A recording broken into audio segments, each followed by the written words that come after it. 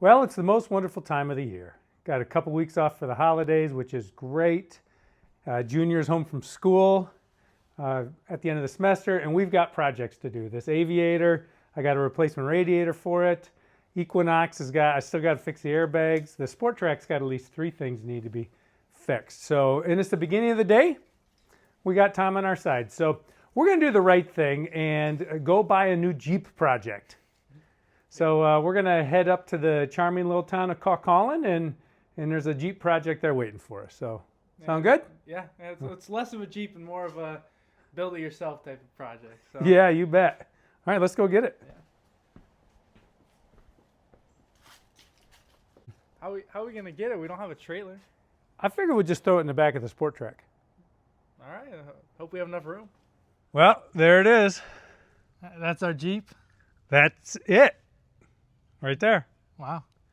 The ad said some assembly required. It'll be a Jeep.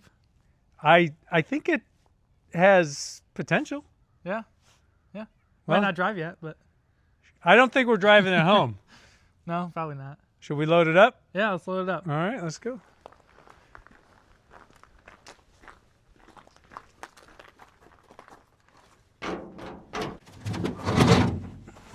I got it.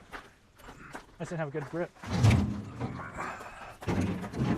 Okay, now let's now maybe come here and we'll stand it up on that end. I don't think it'll stand on that end. We'll see.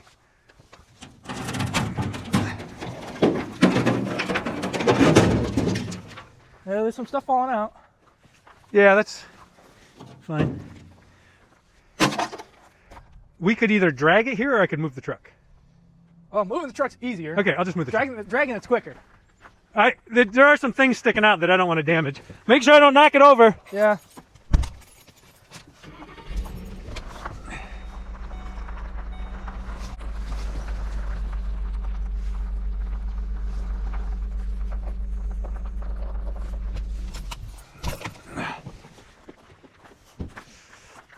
All right, so we're gonna tip it. I don't know what's the best way. Tip it to the truck.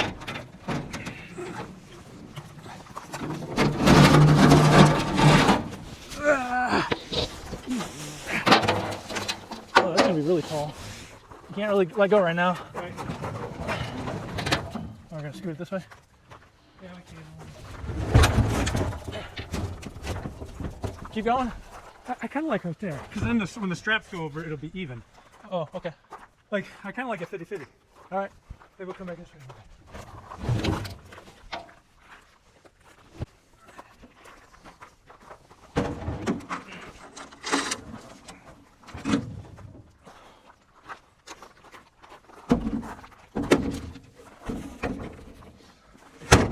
Moving anything. I wonder if this would fit then naturally right in this cavity. I don't think so because there's the wheel well. Oh, look at that. Just have to secure it. Yeah. All right. Secure. Oh, you know what I need to get out of here? Be the best.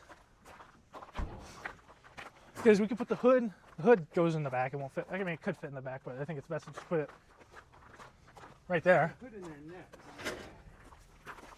And then everything after that's just kind of bits and pieces and fenders. In there too.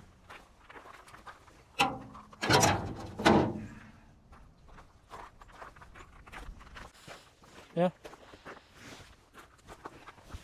Do you need this big thing too? This bolt, 2 items.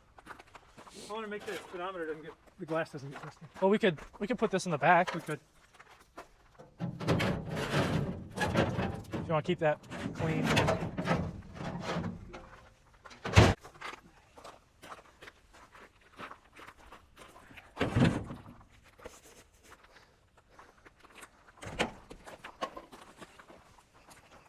This could probably go on the floor. Yeah, that's what I'm thinking too.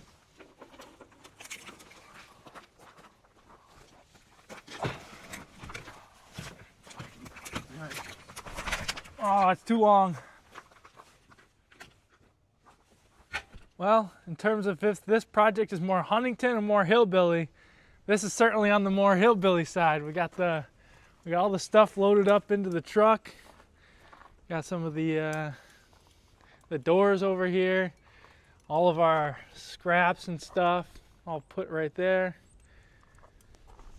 This is about as hillbilly and Huntington as you can get. Right there. Mom's gonna be so proud. Yeah? Well, that's one way to get a Jeep home. What do you think? Yeah. The parts were pretty grimy, so our first stop was the Coin-Op Power Wash. We unloaded everything, power washed it down. I used time-lapse to record this. I'm still a new content creator, so this is the first time that I did this, trying to figure out different ways to record and to display content. I'd love to add a music soundtrack to this kind of thing once I figure that out. I got everything home and unloaded. We can take stock of what we have here. Of course, the grill is in nice shape. Somebody bolted on. You can see all those bolts, and you can see witness marks here of like a steel grate that they put over it, probably to protect it. I don't know, but it's in pretty good shape. I like this dashboard a lot better than the M170 because it's just simple. The glass is not broken on the speedometer. Excited about that. This hood is in really nice shape. I didn't see any dents. I don't see any rust. I'm pretty excited about that. And the fenders. They're in pretty good shape. There's a few little rust spots here and there, but in general, they're in really good shape. I do have these two solid doors. I'm going to sell those, so I'll put those on Marketplace, see if I can recover some money from that.